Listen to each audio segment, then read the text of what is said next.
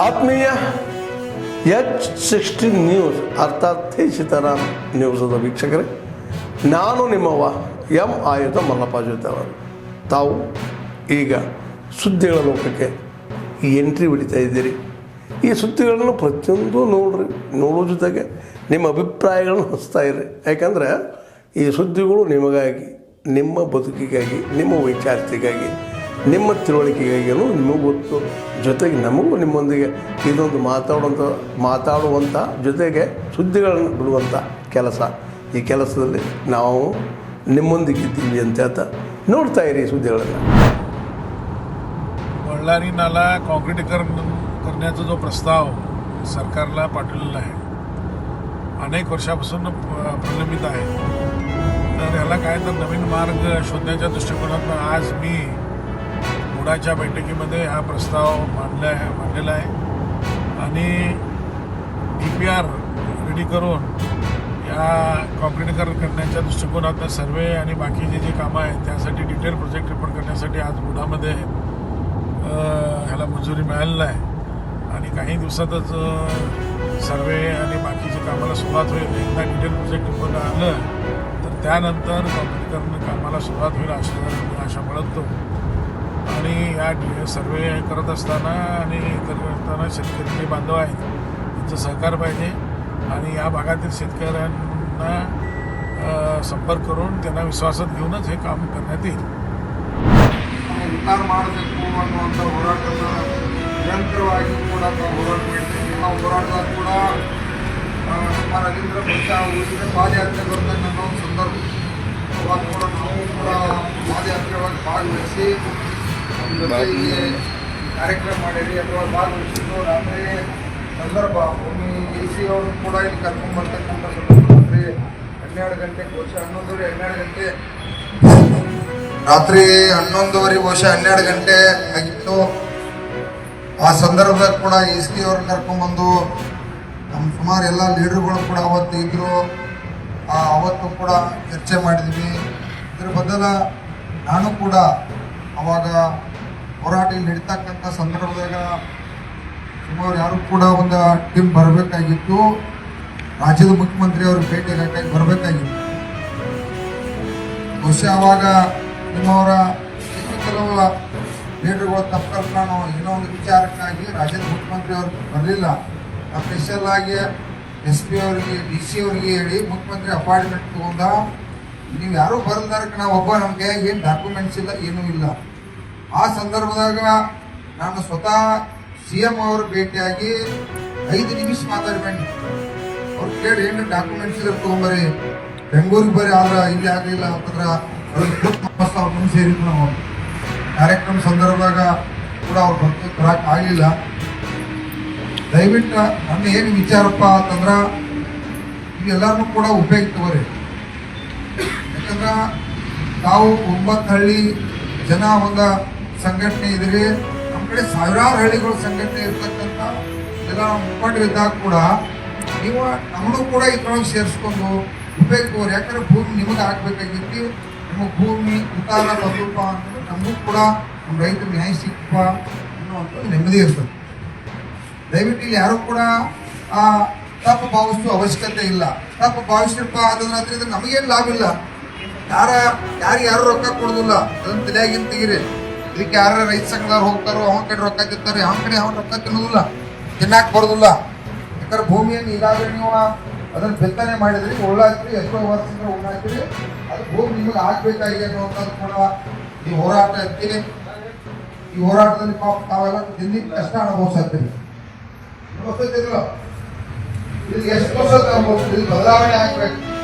ಯಾಕಂದ್ರೆ ಈಗಾಗಲೇ ಮುಂಚೆ ನಿಮ್ಮ CPI ಸಾಹೇಬ್ ಕೂಡ ಅಲ್ಲಿ SP ಅವ್ರ ಕಡೆ ಬಂದಿರು.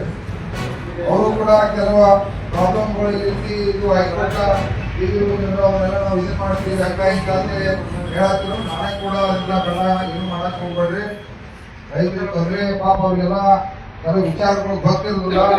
ಹೀಗಾಗಿ ಅಚಾನಕ್ ಇರ್ತೈತಿ. ಅವ್ರು ಏನಾರೇ ಮಾಡಿ ಅದನ್ನ ತಕ್ಷಣ ಅವ್ರಿಗೆ ಏನು ಯಾವ ರೀತಿ ನ್ಯಾಯ ಕೊಡಿಸ್ಬೇಕು ಅನ್ನೋಂಥದನ್ನ ನೀವು ಜಿಲ್ಲಾಧಿಕಾರಿ ಜೊತೆ ಮಾತಾಡ್ರಿ ಅಂತೇಳಿ SP ಅವರಿಗೆ ನಾವು ಕಿಶನ್ ಅಲ್ಲಿ ರೈತರೆಲ್ಲ ಭೇಟಿ ಆದ DC ಅವ್ರಿಗೆ ಕೂಡ ಜಿಲ್ಲಾಧಿಕಾರಿ ಅದಕ್ಕೊಂದು ಡಿ ಸಿ ಅವರು ಬಹುಶಃ ಇವತ್ತ ನಾಳೆ 2 ದಿನ ರಜಾ ಇರೋದ್ರಿಂದ ಬಹುಶಃ ಅವರ ಶನಿವಾರ ಕೂಡ ಬರ್ತಿರ್ಬೇಕು. ಇದು ಕೂಡ ಇವತ್ತು ಚರ್ಚೆ ಮಾಡಿದ್ರು. ಯಾಕಂತಂದ್ರೆ ನೀವು ಇಲ್ಲ ಅಂತಂದ್ರು ನಮಗೆ ಸಂಬಂಧ ಇಲ್ಲ ಅನ್ನುವಂಥದ್ದಲ್ಲ. ನಾವು ನಮ್ಮ ಭಾಗದಾಗಿ ಎಲ್ಲಿ ಜಿಲ್ಲೆಯೊಳಗೆ ಅನ್ಯಾಯ ಆಕತಿ ನಾವು ಅದಕ್ಕೆ ಸ್ಪಂದನೆ ಮಾಡ್ತಕ್ಕಂಥ ನಮ್ಮ ಕರ್ತವ್ಯ. ದಯವಿಟ್ಟು ಈಗ ರವಿ ಕಂಬಳಿ ಅವರಾಗಲಿ, ನಮ್ಮ ಅಧ್ಯಕ್ಷ ಆಗಲಿ, ಇವರೆಲ್ಲರೂ ಕೂಡ ನಾವೆಲ್ಲ ಜೊತೆ ಕೆಲಸ ಮಾಡಿದವ್ರನ್ನ ಯಾರು ಕೂಡ ಬೇರೆದವರಲ್ಲ. ನಾವು ಯಾರು ಕೂಡ ಯಾವ ಅಧಿಕಾರಿಗಳ ಕಡೆ ಯಾವ ರಾಜಕಾರಣಿ ಕಡೆ ರಥ ತಿಂದು ಸಂಘಟನೆ ಮಾಡ್ತಕ್ಕಂಥ ಲೀಡರ್ಗಳು ಅಲ್ಲ. ನಾವು ಮೊನ್ನೆ ಕೇಳ್ರಿ ಅಧಿವೇಶನ ಸಂದರ್ಭದಾಗ 20-30 ಸಾವಿರ ಜನ ಸೇರಿಸಿದ್ರು. ಈ ರಾಜ್ಯದ ರೈತರು ಬಂದಿರು, ಮಾರಿ ಎಲ್ಲ ರಾಜ್ಯಾಧ್ಯಕ್ಷಗಳು, ಎಷ್ಟೋ ಲೀಡರ್ಗಳು ಕೂಡ ಬಂದಿರು. ಸರ್ಕಾರಕ್ಕೆ ಭಯ ತರ್ತಕ್ಕಂಥದ್ದು ಮಾಡಿದ್ದೀವಿ. ಬಹಳಷ್ಟು ವಿಚಾರಗಳದಾಗ ಕೂಡ ಗಂಭೀರತೆ ಐತಿ.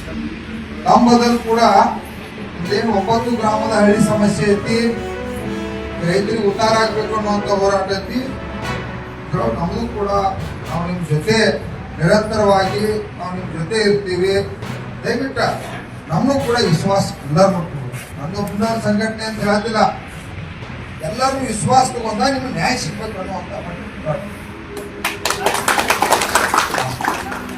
ಯಾಕಂತಂದ್ರ ಈ 9 ಹಳ್ಳಿ ಈ ಒಟ್ಟ ಸೀಮಿತ ಆದ್ರಪ್ಪ ಅಂತಂದ್ರ ನಿಮಗೆ ಬೆಂಬಲ ಸಿಗುದಿಲ್ಲ. ರಚನೆ ಘಟನೆ ಸಂದರ್ಭದಾಗ ನೀವು ಸೆಷನ್ ನಡೆದಾಗ 15 ಮಂದಿ ಸುಮಾರು ಅರೆಸ್ಟ್ ಆಗಿ ರೈತರ ಪಾಪ ಒಳಗೆ ಹೋಗಿ ಬಂದ್ರೆ ಒಂದು ಯಾರು ಸಿಗಲಿಲ್ಲ. ಯಾಕಂದ್ರೆ ನೀವು ವಿಶ್ವಾಸ ಇಲ್ಲಕ್ಕ ನಾವೇನು ಮಾಡ್ಲಿಕ್ಕೆ ಸಂದರ್ಭ ಬರಲಿಲ್ಲ. ನೀವು ಇವತ್ತ ನನಗೇನ ಇಲ್ಲಿ ಬರೋದಿಲ್ಲ, ನನಗೊಂದು 10 ಎಕರೆ ಜಮೀನು ಕೊಡ್ರಿ ಅಂತೇಳಿ ನಾನು ಯಾರು ಹೇಳೋದು ನಮ್ಮದ ನಮಗೆ 10 ಎಕರೆ ಜಮೀನು ಅದಾವು, ನಮ್ಮ ಭೂಮಿ ಅದಾವು, ಅವನ ನಾವು ಅಲ್ಲಿ ಹೋಗಿ ಬಂದು ನಿಮಗೆ ಹಾಕ್ಬೇಕಾಗಿತ್ತು ಅಂದ್ರೆ ನಮ್ದು ಹೋರಾಟ. ನಮ್ಗ ಇದ್ರ ಬದಲ ನಮಗೂ ನೋವು ಇರ್ತೈತಿ. ಇವತ್ತು ತಾಯಿಯಿಂದ ಇರ್ತಾವ, ಇವತ್ತು 4ನೇ ದಿನ ಇವತ್ತು 70-60 ವಯಸ್ಸಾಗಿರ್ತಕ್ಕಂಥ ನಮ್ಮೆಲ್ಲ ಅಜ್ಜಿಗಳು ಕೂತ್ರಿ. ನಮ್ಮ ಹೋರಾಟಗಾರರಿಗೆ ಇಷ್ಟೆಲ್ಲ ದೊಡ್ಡ ಸಂಘಟನೆ ಇದ್ದ ಈ ಜಿಲ್ಲಾ ಆಡಳಿತ ಇರ್ಬೋದು, ಈ ಭಾಗದ ಶಾಸಕರು ಇರಲಿ, ಇರ್ತಕ್ಕಂಥ ಜಿಲ್ಲಾ ಉಸ್ತುವಾರಿ ಅವರು ಇರಲಿ, ಇದನ್ನೆಲ್ಲ ಯಾಕ ಒಂದು ಕುಂಠಿತಾಗತೈತಿ ಅನ್ನುವಂಥದ್ದು ಕೂಡ ಅಭ್ಯಾಸ.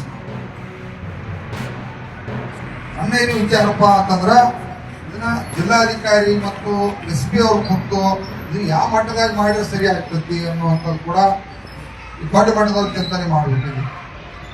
ಇವತ್ತು ತಹಶೀಲ್ದಾರ ಇವ್ರು ತಳಮಟ್ಟ ಅಧಿಕಾರಿಗಳು ಇವ್ರು ಒಬ್ಬರಿದ್ರೆ ಸಾಲಾಗುವಂಥದ್ದಲ್ಲ. ಇವ್ ಮನಸ್ಸು ಮಾಡ್ರೆ ಬೆಳಿಗ್ಗೆ ಉತ್ತಾರ ಬರುವಂಗೇನ್ರಿ ಇವ್ ಕೊಡಂಗಿತ್ತಪ್ಪ ಅಂತಂದ್ರೆ ಸಹಿ ಮಾಡಿ ಒಂದೊಂದು ಸಹಿ ಮಾಡಿಸಿ ಕೂಡ ನಾವು ಹೇಳಿ ಕೊಡಿಸ್ಬೋದು. ಇದು ಹಗುರವಾದ ವಿಚಾರ ಅಲ್ಲ. ಹಾಗಾಗಿ ಕೋರ್ಟ್ ಕೂಡ ಸುಮಾರು 9 ತಿಂಗಳ ಹಿಂದೆ ಮಹಂತೇಶ್ ಬಿಂಪ ಸುಟ್ಕನವ್ರವರು ಹಟ್ಟಿಯಾಲೂರಿನಲ್ಲಿ ಅಲ್ಲೇ ವಾಸ್ತವ್ಯದ ಕುಟುಂಬ ಸಮೇತ ಅಲ್ಲೇ ಇದ್ದರು. ಅಲ್ಲಿದ್ದಾಗ ನಮ್ಗೆ ಬೆಳಿಗ್ಗೆ ಅವ್ರ ಅಣ್ಣಗ ಅವ್ರ ಮಾಮದ ಫೋನ್ ಹಚ್ಚಿದ, ಮತ್ತು ಹಿಂಗೆ ಮಹಂತೇಶ್ ತಿಳ್ಕೊಂತಾರಂತೇಳಿ ನಮ್ಮ ಕಡೆ ಬಂದು ಭೇಟಿ ಅದ ಅಂತ. ಯಾಕೆ ಏನಾಗಿತ್ತು ಅಂದ್ಬಿಟ್ಟು ಹಾರ್ಟ್ ಅಟ್ಯಾಕ್ ಆಯ್ತು ಅಂತ ಹೇಳಿದ್ರು. ಹಾರ್ಟ್ ಅಟ್ಯಾಕ್ ಆಗಿದ ನಂತರ ನಾವು ತೊಗೊಂಬಪ್ಪ ಇಲ್ಲೇ ಮಾಡ್ಕೊಡೋದಂದ್ರೆ ಇಲ್ಲೇ ತೊಗೊಂಬಂದು ಡೈರೆಕ್ಟ್ ಸ್ಮಶಾನಕ್ಕೆ ತೊಗೊಂಬಂದು ಸ್ಮಶಾನ ನಂತರ ಇಲ್ಲಿ ತಂದು ಅಂತ್ಯಕ್ರಿಯೆ ಮಾಡಿದ್ದು. ಅಂತ್ಯಕ್ರಿಯೆ ಮಾಡಿ 9 ತಿಂಗಳಾಯ್ತು. ಅದು ನಮಗೇನು ಗುರುತಿಲ್ಲ ಅದಾಗಿತ್ತು. ಆಮೇಲೆ ಏನೋ ಇಲ್ಲಿ ಸರಣಿ ಅಲ್ಲೇ ಒಂದು 2-3 ಮಾಡ್ರಾಯ್ತು ಸುದ್ದಿ ಬಂತು ಹೋದ್ವಾರದಾಗ. ಅವಾಗ ಎನ್ಕ್ವೈರಿ ಮಾಡಿದಾಗ ಇವು ಮಂತೇಶ್ದು ಮಾಡ್ರಾಯ್ತು ಗುರ್ತಾಯ್ತು. ಅದಕ್ಕಾಗಿ ಈಗ ನಮ್ಮ ಅಸಿಸ್ಟೆಂಟ್ ಕಮಿಷನರು ಎನ್ಕ್ವೈರಿ PI ಅವ್ರು ಬಂದಾರೆ, ಮತ್ತು ಹೆಣವನ್ನು ಹೊರಗೆ ತೆಗಿತಾರೆ, ಮತ್ತು ಎನ್ಕ್ವೈರಿ ಮತ್ತು ಅಡ್ಮಿಟ್ ಮಾಡ್ತೀವಿ. ಅವ್ನು ಹೆಂಚೆ ಮಾಡಿರೋದು ಗೊತ್ತಾಗಿದೆ, 70,000 ಕೊಟ್ಟು ಮಾಡಿರೋದು ಗೊತ್ತಾಗಿದೆ. ಅಲ್ಲಿ ಪೊಲೀಸ್ ಎನ್ಕ್ವೈರಿ ಗೊತ್ತಾಗ್ಯದ, ಕಾರಣ ಗೊತ್ತಿಲ್ಲ. ಏನು ಯಾಬ್ರ ಐತ್ರಿ ಪಾಪ, ಹುಡುಗ ಚಲೋ ಇದ್ದ. 2 ಗಂಡು ಹುಡುಗರಿದ್ದು ಅಲ್ಲೇ ವಾಸ್ತವ್ಯ ಇದ್ರು. ಅವನು ಕೇಳ್ತಾರ ದೊಡ್ಡ ಹುಡುಗ ಕೂಲಿ ಕೆಲಸ ಮಾಡ್ಕೊಂಡು ಆರಾಮಿದ್ದ. शिवराज पाटील माजी अध्यक्ष जैन ग्रुप ऑफ बेळगाव उद्या जैनचं इन्स्टॉलेशनचा कार्यक्रम म्हणजे अधिकार ग्रहण समारंभ आहे आणि आमचे नियोजित अध्यक्ष यल्लाप्पा पाटील आणि त्यांचे आत्ताच परिचय करून घेतले आमचे सर्व सहकारी या सर्वांचा आणि त्याचबरोबर हिवोली मेंबरांचा इन्स्टॉलेशन कार्यक्रम उद्या 6 वाजता हॉटेल मधुरा वेंगुर्ला रोड येथे आयोजित करण्यात आलेला आहे. यावेळी गोवा विधानसभेचे माजी सभापती राजेश पाटणेकर हे प्रमुख पाहुणे म्हणून उपस्थित राहणार आहेत.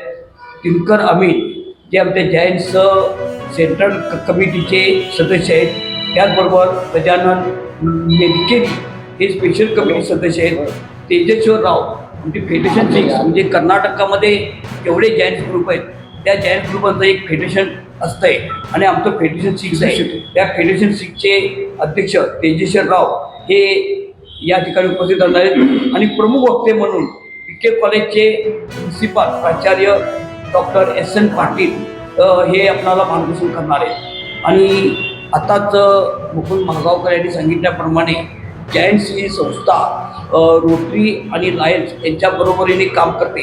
फरक एवढाच आहे, रोटरी लायन्स ह्या संस्था परदेशातून भारतात आलेल्या आहेत आणि जायंट्स ही संस्था मूळ भारतीय गाभा टिकून भारतातून परदेशात गेलेली आहे आणि देशभरात त्यांच्या जवळपास 500 शाखा.